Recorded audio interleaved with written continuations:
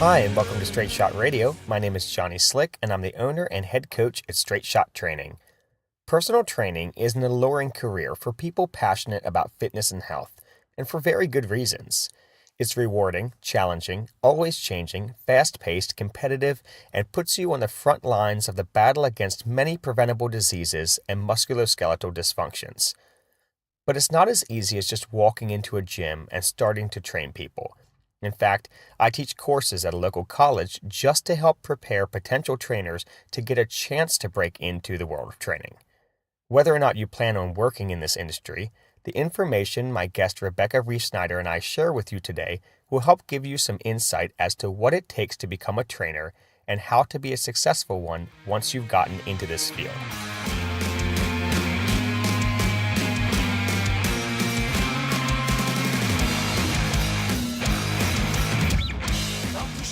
Hey everyone, Rebecca Reifsnider and I are in between training sessions right now, and we wanted to talk to you all about careers as coaches and personal trainers in the fitness industry. Rebecca is an ACSM personal trainer.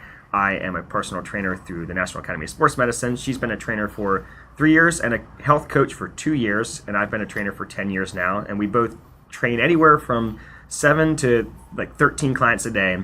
And we've both mentored younger personal trainers who work with us here at the Y. I also teach a personal training prep course at the community college, and Rebecca is also a basketball coach. So we pretty much live and breathe all things training and coaching. But we know a lot of people would like to get into the training space, but don't necessarily know how or where to start. So Rebecca, thank you for joining us. Thanks for having me. Let's start out with, where would future trainers start? And let's go, with all of these things, we'll kind of have to go out from two ways of thinking about the one person who's a young person who's getting into personal training, and another person who's maybe a little bit further on in their life and they're making a career change, because there's definitely different ways of going about it. So let's start with the young person.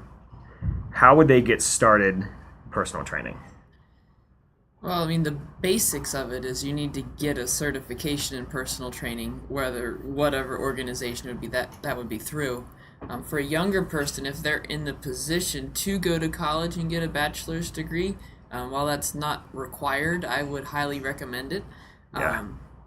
I think, especially for the younger person, that baseline helps a lot, and I know that I've heard from a lot of different organizations that the requirements for becoming a personal trainer are leaning towards needing to have a bachelor's degree. So if you're in a position to get it, I think it'd be beneficial to go ahead and get it then. Go ahead and do it now. But it wouldn't be necessary for somebody who, let's say, they might have a degree in business administration and they've done business for a long time and they want to change careers. It's not necessary for them to go back to college. No. I think a lot of people ask me, well, do I have to go back to school? And the answer is no, you don't. Right. But if you have the opportunity to, it's good to have that foundation. Yes. So one certification that you do have to have a bachelor's for would be your certified strength and conditioning specialist. But there's another one too, isn't there? Is ACSM a health physiologist? Do you have to have a bachelor's? Yep, okay. So for certain higher level certifications, you would need a bachelor's degree in an approved exercise science program. Right. So yeah, I guess if you're look down the road and see, what do you want to do in the future with your certification, and that will dictate whether or not you need a degree for that. But just for general training in a gym, or if you're doing this as a side job, you don't need to have a degree. It's helpful. Rebecca and I both have exercise science degrees. But we both have bachelors. Are you planning on getting your master's? Probably not. I know. I think I remember saying that, and now thinking about going back to school, it does not sound fun. But then when I think about, well, what would I use a master's degree for? So if let's say someone's in college and they are working their bachelor's and they're trying to figure out where they want to go for a master's or a doctorate. Like, what would you need a master's for to do what we're doing in this space? You don't, for what we're doing. Yeah. If you wanted to work at a hospital or a more medical field, then I could see where a master's degree may be beneficial. But yeah, when I came out of college, my original plan was take a year off and then go get my master's. But as I was working in the field, I'm like, I'm not going to spend all that money and put myself through all that stress, because that's not going to really get me where I want to go. Yeah. Yeah, now for doctorate, I mean, if you want to research exercise science, then maybe a master's and a doctorate would be a good option for you. Master's degree, you would have to have to teach if you want to teach at a university. Right. So that would be a reason. Yeah. Because right now I found myself, I can teach as an adjunct professor, but I can't teach as a professor at a university unless I had a master's degree. So I can see me, but I would only need to have a master's in business administration. I wouldn't even need a master's in exercise science. It's just you have to have a master's to teach. So if you want to teach, I would go on, or if you want to study exercise or do clinical exercise, maybe master's or doctorate, but I say bachelor's degree. It gives you a good foundation of exercise science, which then you can apply to whatever certification you have. Right. So speaking of certifications, where should someone look to find a certification, and why is the type of certification so important? Well, I would talk to people in the field Yeah. to figure out where to look for a certification. I mean, if you do a Google search, you'll find endless lists of places to go. I think the type is most important because of just getting your name out there and building your reputation. There are definitely certain certifications that are more well-known and more respected than others. Yes. And if you don't challenge yourself to get those more respected, higher-end certifications, then when you're job searching, it's maybe harder for you to find a position. Yeah, I mean, I know there are certain gyms that will only accept ACSM or NASM or NSCA. Those are typically the big three that I tell people to look for. If you are going into any type of sport performance, conditioning type work, you would want to go NSCA, just because that's the way that they approach training people. If you want to go into any type of clinical exercise, or if perhaps you want to get into physical therapy, you want to get the basics of more rehab, prehab, management type of training people, I'd say ACSM. You agree with that, with yours? Yeah. A little more clinical than Yes. NASM. NASM I like because it's kind of a mixture. You do have a bit of sport performance in with it. You do have a little bit of just health seeker, health management, minded training with NASM. All of them require you to study. Mm-hmm. So you get a book, you study, and then you had to go somewhere to take your test. Yeah. Yeah. NASM, NSCA, and ACSM, all you self-study, or you can do a program, or you can go through the course that I teach at the local community college, and you study for, how long do you study for? 6 months? Well, I just came you were out fresh of out of college. So Yeah, I had a good background, and I studied for maybe 2 months. Okay, and passed it, yeah. And then I had already had another certification prior, and then I studied, and I was already teaching the NASM prep course before I was NASM certified, so I studied for less than 2 months and took the test. For people who don't like taking tests, I think this is a big hang-up for them. Mm-hmm. If you fail, you can typically retake. I know with NASM, you can retake for $50. Yeah. You remember yours? I don't remember what it was, but it was a pretty low cost to retake it. Yeah, and it's not the end of the world. Right. If you fail it, if you have trouble taking the test, a lot of times taking the test will help you figure out what you need to go back and study. Yeah. And then, did you take practice tests before you did it?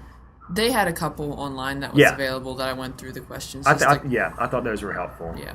That's why I always tell the students in my classes to have them take the practice exam early in the semester, so then they know the entire semester, well, I'm good on anatomy, but I really am behind on exercise prescription. Maybe that's when I need to study more. Right.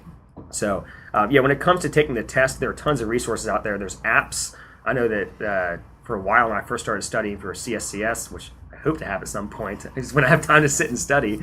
When I first started studying for that exam, I was using an app that had like flashcards and stuff like that. Mm-hmm. So there's tons of different ways to study. I wouldn't let the test or the test anxiety stop anybody from pursuing one of these. That's a minor thing. You're when you actually get into training, that's when it gets hard. I think the test is the easy part. So then let's say somebody takes their test, they pass it. You didn't do an internship here at the Y. You just came on as an employee. I did an internship here, but mine was different because it was a paid internship, so I was actually able to train people and make money while I was an intern. But we do a lot of internships here, and we do a lot of internships up at Shepherd University. And so if someone gets their certification, employers always want experience. And it's when you first start training, how many clients did you have? When you came here, like first week that you got your cert? I didn't have any. Yeah, so I mean, it took you how many weeks to get a couple of clients? It probably took me about a month to get like three or four clients, consistent clients. I think that people don't realize how long it takes to build up. Oh yeah. The fact that we train 40, 50 sessions a week sometimes, and it's it takes a long time. I mean, it's taken you 3 years to build up. Actually, you've probably been at this level of training for a couple years. About a year at this level, yeah. Yeah, it takes time. So if someone is just going into a position, if they want to look for an internship, what do you think they would look for in an internship? I mean, there's tons of gyms around. Yeah. I would find usually, at least what I did when I got my certification, I had a general idea of the kind of population I wanted to be working with. Okay. And the kind of clients I wanted to work with. So I would try to find a gym that matched what your desires are as far as a trainer. I mean, if you want to be training younger athletes, we'll try to find a gym that, works with that general population, where if you're more interested in older individuals or your regular everyday middle-aged person, try to find a gym that fits that with that makes sense. I'd also try to research the trainers that they have at the gym, and make sure it's people that you would look up to and people you would learn from, as opposed to somewhere that may not have as qualified or as skilled or even trainers. even just the personality of the trainer. Like, I've heard before that you are the product of the 5 people that you hang out with the most. And I think that your training style is a direct product of the 5 trainers that you train around the most, which is why you and I have a very similar training style. We have differences in the way we do certain things, but for the most part, we have a very similar training style. Yeah. And the trainers who train with us the most, I see them now doing a lot of the same things we do, which I like. But I mean, we all still have different ways of doing stuff. So I would say when you go somewhere, really look at the person. It's almost like when they interview you for the internship, you were interviewing them. Because it's not like you're bound by a contract or something to do shadowing hours or something. You can even just shadow them first and see, do I like the way this person coaches? Because more than likely, I'm going to pick up a lot of their traits. Right. So if you're somewhere where a person is really not in line with what you're doing, I would say don't stick around just for the sake of having that internship. Yeah. And the internships are a great way into transitioning into a job, because typically when we have interns here, they know the way I train and the way you train, and they ask us lots of good questions, and they start making up workouts. Sometimes we'll give them a mock client, or we'll let them teach a class with us or something. And it's an easy transition from an internship into a job somewhere. But if somebody just applies at a gym, what is the best way to start getting clients and working as a new trainer? For me, it was just being out there. And so I worked at the desk a lot, at the health and wellness desk, just so that members learned who I was, knew who I was. By a lot, like you were there every day. Yeah. And we won't say what you made. Not much. It is not much. I think that's the other thing is when people see that personal trainer salaries, you can look it up anywhere online. It's not a secret that personal trainers make more than minimum wage. Right. But a lot of that is, and we can maybe get into this later, a lot of that is the fact that we set up for your session, we make up your workouts, we have to contact all of our clients, we have to do all of our organization stuff behind the scenes. We don't get paid for that. We get paid for the hour we clock in. We talked about this on our misconceptions about personal trainers episode. But yeah, you had to work at the desk a lot of hours at a very low rate just so people knew you, not even just knew your face, but then they actually had to get into situations where they would converse with you and realize that you're really freaking smart and you know what you're doing when it comes to training. So yeah, that's why it took you, a year or so before you really started getting in with clients. And then once people started seeing me train other people, I think that was probably my biggest draw in for clients, was they would see me train somebody else and like, well, I want to do that, or I want to be pushed like that, or I want to be able to do those things. So then they would contact me and ask about that, or seeing me work out. I was just about to say that. I think seeing you work out is a huge thing for your female clients who are looking to get strong, because you are one of the stronger women in the gym. So when they see, because weightlifting, weight training, strength training has gotten so much more popular in the past 10 years. I've been here 8 years now. This gym was so different 8 years ago. They used to refer to the free weight side as the guys' side and the cardio side as the women's side. That was what they told me when I came here. I'm like, this is crazy. So it's like we drink from different water fountains or something. So after a while, it got to the point of where people realized how stupid that was, and how women need strength training just as much as men do, because we're all humans. And so I think that was a big thing for you, was that you already came into here being strong from your sports background, and then people were seeing that you were getting your female clients very strong. Right. And I think that was something that's important to them, which is great. Yeah. And now it's not even something where a guy has a problem taking advice from you on strength because they see that half the time you can bench more than they can. So I think that the way that you personally train yourself has been a huge part of this. And I think that's something I would say to a personal trainer is if you don't like working out, this probably isn't the job for you. No. We do things we don't like. Oh, yeah. We sprinted. Our legs are really sore right now. But you are your own billboard. Mm-hmm. So I think between people see you the way you're training your clients, they watch the way you demonstrate things. I always like it when my clients say, "You made that look really easy." Right. Because we should be. We don't have to be the strongest people in the gym because there are plenty of people that are stronger than us. But I don't want someone to be able to move the way that I move. Right. But people will. I mean, trainers can have movement issues. Yeah. And, I have movement issues. Yeah. So I think that's the thing that I strive for is to make everything, my movement, the best I possibly can for me. Right. And so my clients understand that they might have injuries, they might have different things that hold them back in certain areas, but we're going to try to get them to the best version of them that's possible. That takes us into our next question, which is, what's the best way to keep clients? I think the best, help them see results. Yep. And maybe those results aren't exactly what they came in looking for per se. So like a lot of times my clients will come in and say, well, I want to lose weight. Okay.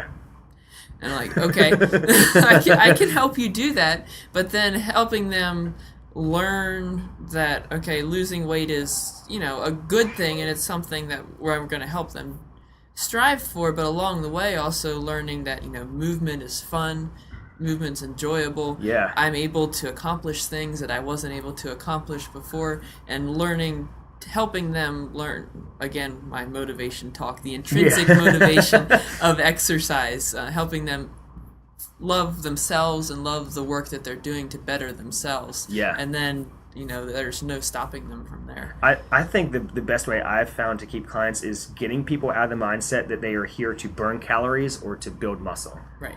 Or to just get strong. Once they realize that the better that they move in the gym, the better they'll move at home, mm-hmm. and the better they'll feel once they start moving better. Because both of us take a pretty movement-based approach. We're not bodybuilding coaches. We don't train people. We can train people for hypertrophy, but that's not typically what we do. Right. We do help people lose weight, but that's not solely what we're focused on. If I can get my weight loss clients to understand the way they move. Right. I mean, I have a client now who is down almost 40 pounds, and his biggest concern when he comes into this session is perfecting his back squat form.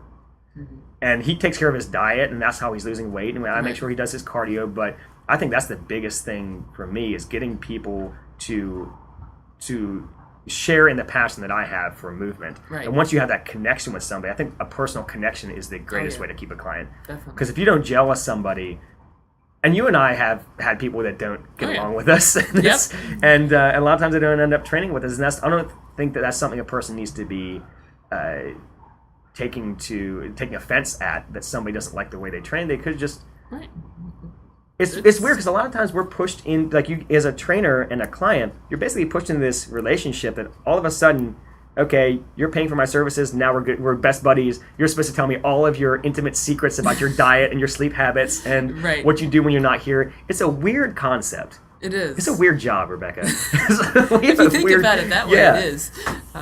But yeah, I think even with that, if you can find something that you and your client have in common. Yeah. I know that's what I try to do, even that first session. If it's anything, whether gardening because I live on a farm, or basketball because that's what I coach and I play. Yeah.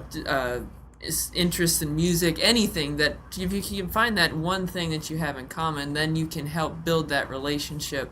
And they trust you more outside of just this person knows what they're doing when it comes to exercise and I better listen to them. Yeah.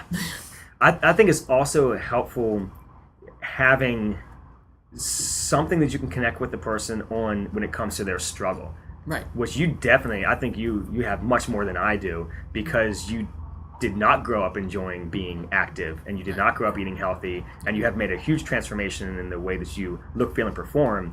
And when your clients hear that story, they don't always get that from you the first day. A lot of times you'll spring that on them later. Oh, yeah. And I think that really helps them get it. And I know in the podcast that you were on, which is our second episode, was 34 episodes ago. Oh, wow.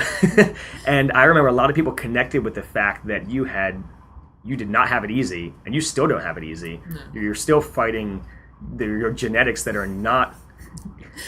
They're not athletic genetics. No, they are not. I'm not being mean. No, you would say, it's very true. And you've worked for everything you have, and for me, I haven't had that much of a struggle. I am built like a smaller person, so for me, I'm 30 pounds heavier than whenever I first got into personal training, and I have to work for my strength and my muscle because I'm not a big guy. So I can connect with people somewhat on that, but I feel like you have a really good connection. But I think it's important to note that you don't have to have that to be a trainer, because some people think, well, I don't have a good testimony. How can I be a good trainer? Right. And I think it's you can have all different backgrounds and still connect with the client. Yeah. Every individual's out working to try to better themselves, and you may not have some drastic story, but everybody has a story of some sort. Yeah, everyone's had the hardest thing they've ever dealt with. Right. So how did you transition from practicing what you learned in your schooling or your certification to now developing your own coaching style? Because I've seen you definitely change over the past 3 years of training. And I know I've changed a ton in the past 10 years in the way I do things. So how did you make that transition? I think a lot of it was, I interned when I was in college. So I interned with the strength and conditioning coach then. So I had a little bit of experience trying to help and coach some teams and people that way. But then just talking with other trainers, talking with other people, some that I agreed with, some that I didn't agree with, but trying to diversify the information that I had. And then as I was training clients, but probably more as I was training myself, of trying all these different things and learning what worked and what didn't work, what I liked and what I didn't like, and the style just kind of morphed over time. But with exercise science as well as a lot of the other sciences, I think what's always exciting is that the information is always changing. Yes, it's exciting but very frustrating. Yes. Because even though we try to stay on top of it, our clients are getting some weird information some days. But with that, you're constantly learning new things and just constantly updating your knowledge. And I like to read something, try it on myself first, and then pass it on to my clients if I think it is beneficial. Yeah, Rebecca and I once spent 6 months that we didn't lift weights, that we just did body weight. We did a gymnastics program. I know I learned a lot from that, but I know looking back, I'm like, man, I lost a lot of strength during that. And then we've done CrossFit style programs, we've done bodybuilding style programs, and I think that every time we've tried something different, I've learned a lot. And I know that I end up putting those things a little bit into my programming. Right. Taking what I like, what I don't like, and then also taking what is science-based and what isn't science-based, and making sure you can separate those two things. The problem I have with my college is that the information I got in there, I didn't realize it was out of date until I got into training. Because a lot of times the books are out of date, or the professors are old school and they're doing things a certain way, and you get out in the real world and realize, oh, it doesn't work like this. Right. So I think trial and error is huge in developing your own coaching style, and I think coaches need to not be afraid of failing and being honest with themselves and their clients when they're like, I'm sorry, that didn't work. Let's try something different. Right. All right, so Rebecca and I actually have to run to go train clients right now, so we'll take a quick break and then we'll come back. All right, welcome back, Rebecca. How was your session? It was pretty good. Okay, because one client not show up. Yep. And I did an hour session, so you had one client not show up, and you had your second client did show up, and I had an hour client that we just got finished up with. All right, so we finished talking about how you develop your own coaching style, and one of the big parts, I think, it's actually mandatory for us as personal trainers, is continuing education. It helps you develop your style as a personal trainer, but it also is required in order for you to keep your certification. Typically every 2 or 3 years you have to do a certain amount of hours of continuing education. This can be pretty much whatever you want it to be as long as it's approved by your organization. But how important do you think continuing education is outside of it being mandatory? And what are some of your favorite ways to stay on top of what's new when it comes to the continuing ed? I think it's one of probably the most important things outside of actually working with your clients, because like I said before, the information is always changing. New studies are always coming out.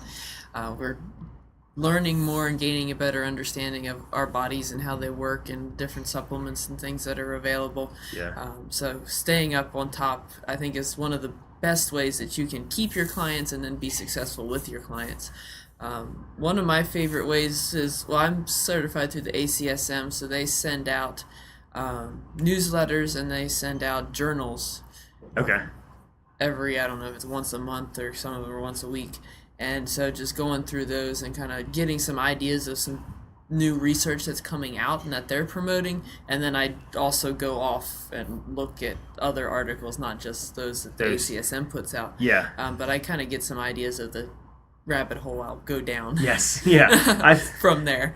I find myself a lot of times whenever I do those continuing ed courses, like if I do a course through NASM or if I do a course through APA or CrossFit or whoever I wanted my certs through, that I always want to implement those things right away. And as a new trainer, I would come back from like a workshop or a weekend and all my clients were going to be doing whatever I did that weekend. I think that I've learned over the years that it's really important to take those things that you're learning as a trainer through continuing education and really looking into it yourself and practicing it yourself for a bit and then figure out, okay, what's real and what's not when it comes to what can I give to my clients? Because there is some stuff that comes out in these studies that is just not applicable to the clientele that we're working with. Or we learn some stuff that's cool, but it's just not going to fly with what we do here. Right. The other thing that I like to do is when I see something online about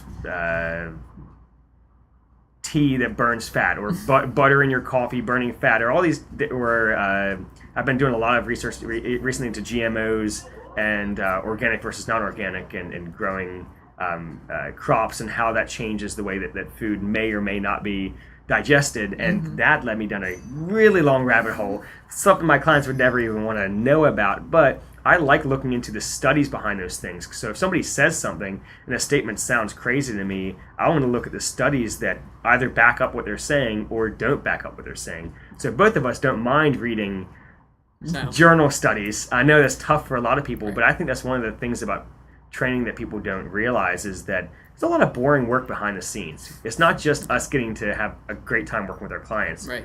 We do a lot of boring reading. But of course it's not boring to us. No, it's you not could probably boring to read me. them all night. Yeah. So I think that's a huge thing for trainers is staying on top of what's new, but not just what's new, but what is scientifically sound and new. Because we are in a science-based field. We're not in an emotional based, or I feel like it would be this way. It either is this way or it isn't. Right. Or maybe it looks like this, but we need to experiment with it. But it has to be founded in something. That's one of the ways that we use our continuing education is to make sure that we're practicing things according to the way that our certification bodies would want us practicing them. Obviously, we do things a little bit differently. You don't train exactly to ACSM standards. I don't train exactly to NASM standards. But we're not going to do anything insane that would tarnish who we're organized through and other trainers with those certs. So, now speaking of certifications, what about sub-certifications or add-on certs? So, like with NASM, we have the corrective exercise specialist certification or the performance enhancement certification. I have CrossFit, and then my add-on cert is movement and mobility coach. And then you have your ACSM CPT, and then you have the health coach, which is kind of like, not really an add-on cert. That's like a whole other cert in itself. Pretty much so cert. Additional certifications. How important are those to a person's career as a trainer? I think it helps you kind of develop your niche of what you like. It may also help you diversify a little bit more, depending on the direction that you go. I knew coming in that I was really drawn to the health coaching. Okay. So I wanted to get my personal training because I knew I'd get more clients that way and I'd have a better base to go off of. But I always knew that I was very passionate about the wellness coaching, and that was something I always wanted to get in addition to so I could be able to do that. Okay. But then I've thought about getting a few other certs here or there. Some of it helps if they work as continuing education towards certs you already have, then it's definitely beneficial. I think certain jobs, look at the certs that you have, and it shows how much effort you're willing to put in to your career and what you're looking to get.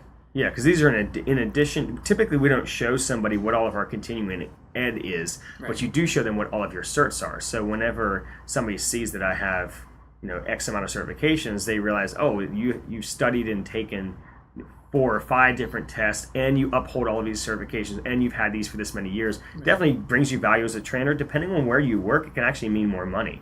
So years of experience typically means you're going to make more as a trainer. at certain places, but just as much as that is if you have this extra cert or that extra cert, or if you're also a group exercise instructor, or if you're also a spin instructor, or you have one of those specialty certs, that's going to get you possibly even more money and open up more doors to training. So I think it's great. I don't think that people need to jump right into them. I know people who get their NASM CPT, so National Academy of Sports Medicine Certified Personal Trainer, and they immediately go out and get their corrective exercise specialist and their weight loss specialist and their performance enhancement specialist, but they haven't even started training anybody. So how long do you think somebody should start training before they start looking at add-on certs? I don't know. Maybe a year. Yeah, so I would say, I was going to say Yeah. a year. It's like, see if this is even something that you're Right. cut out for. Yeah. You don't want to, because these certs, add-on certs are even $500, $600 sometimes. So yeah, I would say see if this is something that you're cut out for. See if you might think that you want to work in corrective exercise, but you actually really want to do performance enhancement. And you'll find that out as you start training people. Right. What you think your niche is and then what it actually is might be different. Mm-hmm. So, I think they're important, but I don't think that they're the biggest thing people need to worry about. Right. Like you and I do a lot of performance enhancement stuff with people. I don't have Just from our training, but we don't have the cert in it. Right. Now, there's certain things that we can't do if we don't have certain certifications. Like we're not registered dietitians, so we don't prescribe specific diets for people, but we have enough training to give them nutritional advice within our scope. So, yeah, I would say give training a shot first and see where it's kind of leading you before you start worrying too much about extra certifications. So what do you think the hardest thing about personal training is? Or there's probably a whole list of things. Let's talk about some of the things that are hard about personal training, because we've talked about getting into it, Right. And obviously we've talked before about how much we love this and enjoy this, but what are some hard stuff? What do you think? Struggles for you? For me, the hardest thing is not caring more about a client session than the client does. And a lot of things kind of go into that, but I have a extremely hard, some people say obsessive work ethic. And so I put so much time and energy and effort not only into preparing the workouts, but when I'm with the client, trying to coach them and draw as much out of them as I possibly can. And there are some clients that just aren't willing to reciprocate that effort, and I can't stress myself out over people that aren't willing to put in the effort. And that's you say that very nicely. I feel like if I said that, I'd be like editing this out of the podcast. No, I think but that's true. It is hard when you care more about something than something the other person is, especially when it's a matter of their health. Like you need to lose this much weight. You need to get your blood sugars under control. You need to work on your balance because you're 75 years old and you've already fallen 3 times. Like there's certain things where we start caring about it more than they do, and there's nothing that doesn't do any good. No, it doesn't. Because we can't make them want it. They have to want to do it for themselves. Right. As soon as they want it, we'll go the extra mile, and then 2 miles after that to help them attain whatever that goal is. But yeah, making somebody want something is impossible, and it took me a long time to realize I couldn't make somebody want something. Right. It has to be a choice that they make, which is difficult, even with your Jedi certification. That's your health coach certification. That's my health coach. Yes, I definitely think there are ways that we can help somebody want something. Yes. But we can't make them want it. I think you said it perfectly. Yeah. Other little things that people don't realize, we deal with a lot of paperwork. Yes. And logging of sessions. The thing that I still find difficult, I hate the money side of it. Oh, I do too. And I think that's why we're so poor. I think if we liked money better, this is probably good that we don't love money, but it's actually very good that we don't love money, but it is difficult. The whole money side of it, I wish it wasn't so expensive to do personal training. Right. But I know what goes into it. I know how expensive my certs were in my college and what it takes to live and what you do for a job. But it's tough that asking people to continue to train with you isn't as hard as it used to be. When I first started training, it was like really awkward to ask, hey, you gonna buy 5 more sessions with me? Now it's hey, just to let you know, you have 2 more sessions left if you want to go purchase them up at the front. We're running a sale on this. That's a lot easier than it used to be, but still, it is still weird that because I get so into the relationship with the clients that I sometimes forget, oh wow, I don't forget that they're paying for it, because I always want to provide the greatest value for it. Right. But I always forget that that they have to see that I'm valuable enough for them to put out this much money to meet with me. Right. And then I almost feel, you ever feel guilty? Sometimes, yeah. it's Because I always know that I'm going to provide my client with more value. That's my goal, is provide them with more value than what they're paying for the services. But they're still paying for a service, and this still is a business.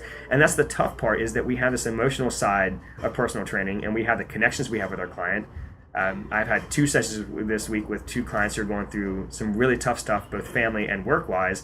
And I have clients butted up against their sessions, and we have this hour, and I have to be like, okay, hey, bye, I gotta go with my next client. Like, it's still a business, even though it is this emotional, personal relationship that we have with these people. And I think that's a tough part with personal training. It is. And it's hard for me to kind of draw that line, because with my job, my clients have my cell phone number, because that's how they contact me. So I'll have some clients that have some issues or going through things, and they'll text me when I'm not working. Yes. And in my heart is, I'm going to text back, and I'm going to communicate with him, I'm going to talk to him, but where do you draw that line of, I'm not at work anymore? And most I have great clients, and the majority of them, they try very hard not to overstep the boundaries. Yeah, I feel like they do a good job. There are some times when they need to talk to somebody, and because of that relationship we built with each other, I'm somebody that they contact. Yeah. Well, and we also become friends with a lot of our clients. Right. That's the other tough part, is when you're friends with your clients, and then they still have to pay to see you for this 1.5 hour a week, even though you hang out with them outside of here. So there's a lot of tough things.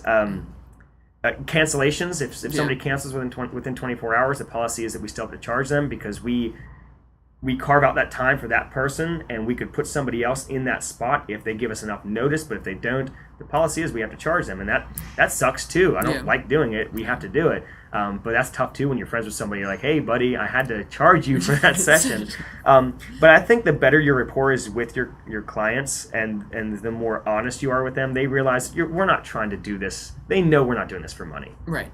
Because they know, they see how we dress and what we eat, and they know we're not in it for the money. So I think that's helpful. I think that's something a person needs to realize going into personal training, and it's a hard thing about personal training, is realizing that it's not a glamorous job, and you don't make as much money as you think trainers are supposed to make. Right. Unless you're working in like a high-end studio in a city or something. Right. But for the most part, personal trainers are not making tons and tons of money.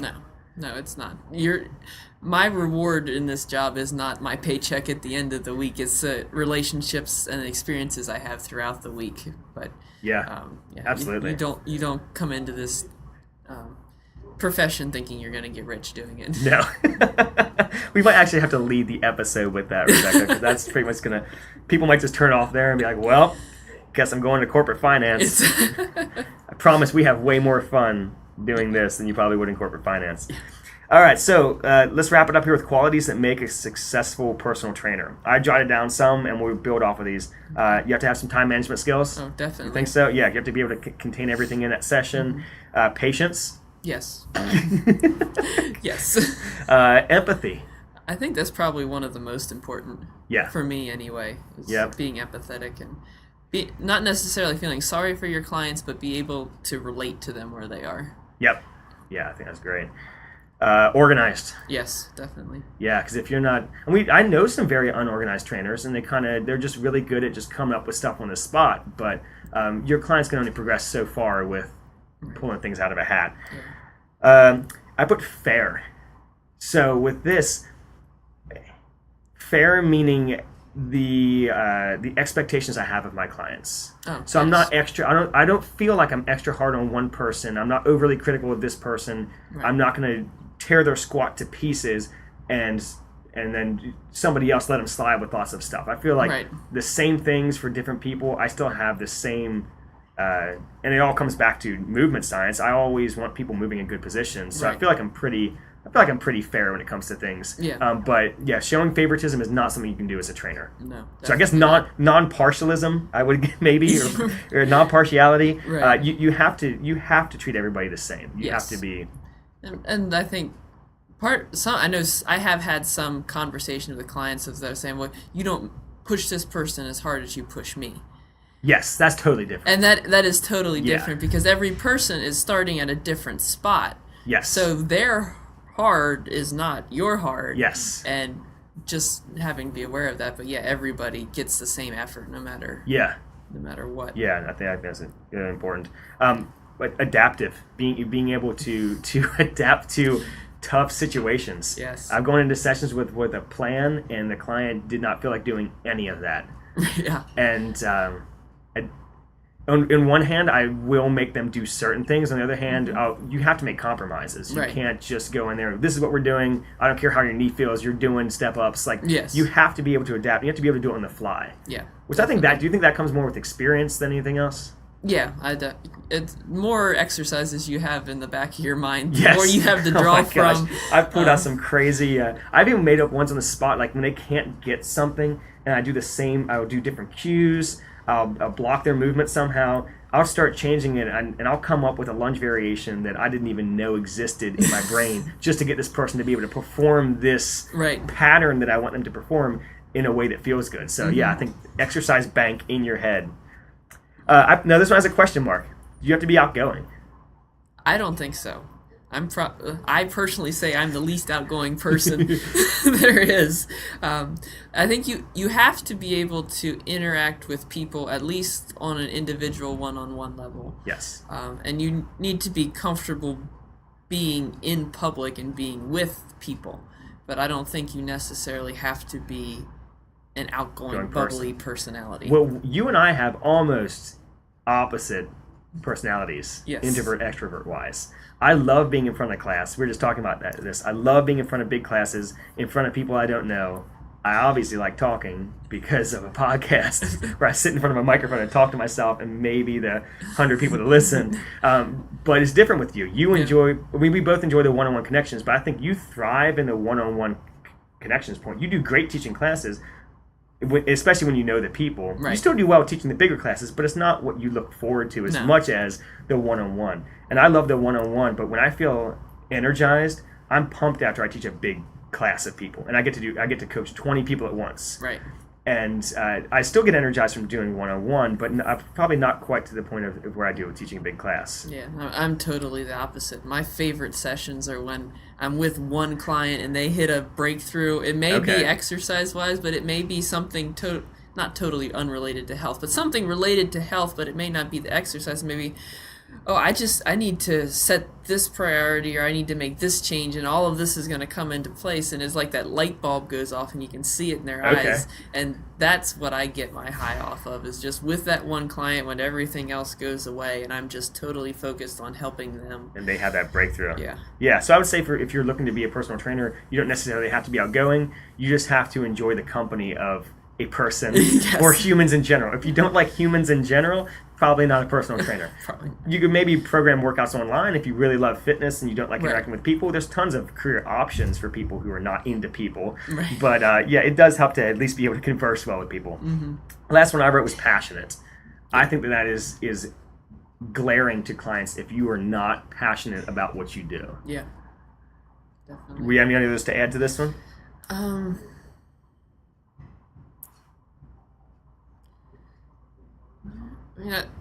Going along the lines of passion, I think and empathy. You have to care. Yeah. You have to care about not only the work that you're doing and the field in and of itself, but you need to care about the person that you're going to be working with enough to, go the extra mile and do all the little things that are going to help them be the best that they can be. Yeah. Very important. Awesome. So, any ending words of advice for people on their way to becoming personal trainers? Talk to as many people as you can. Get as many experiences in different environments as you can. I know I went into college thinking I wanted to do one thing. I did an internship and said, nope, that is not going to happen. And went a little different route and did talk with more people and had some more experiences and kind of found my niche of what I liked. And I think the more experiences you have, you only learn so much from books. Yes. Once you have to actually get out in the field and get involved. That would be my advice, is get your certification obviously before you start training people, but start writing workouts for yourself, start experimenting on things, maybe start working out with your friends and seeing what works and what doesn't. And as you're doing that, work towards your certification, get your cert, and then just get into somewhere where you can start practicing. Yeah. And it's going to be tough, and there's going to be times when you feel like you're not good at what you're doing. You feel like an imposter sometimes, like I shouldn't be doing this, and it goes away after a while. Although there's still some times where I'm like, do I really know what I'm doing? Yeah. I think that's important to be honest with yourself too. Definitely. Is going into this, be honest with yourself and question yourself. Is this beneficial that I'm doing with this client? Is this what I'm really passionate about as you're getting into it? And be honest with yourself, be honest with your clients, and then like we said about qualities, understanding empathy and deploying empathy with everyone you come into contact with, I think is one of the biggest things, along with obviously the practical knowledge of being a personal trainer, is just having those interpersonal skills. Right, because your client's not gonna. Well, again, another quote. Client's not gonna care how much you know until they know how much you care. Yeah. Wow. Rebecca made that up. That's a quote directly from Rebecca. No, I didn't make it up. I got it from somewhere. Okay. It's on a pillow crocheted at your house. Probably. That'll be your housewarming gift at your party coming up. All right. Well, thank you, Rebecca. Oh, thank you.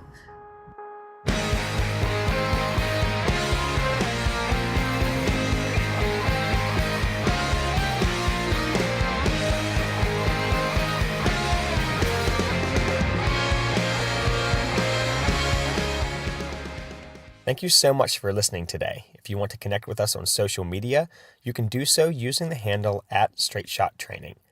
If you're looking for a comprehensive strength and conditioning program or a mobility and prehab program to use as your warm-up, check out a subscription to Straight Shot or our Resilient program by visiting straightshottraining.com. As always, if you could leave us a review and a rating on iTunes, we'd really appreciate it. Thanks again, and have a great week, everybody.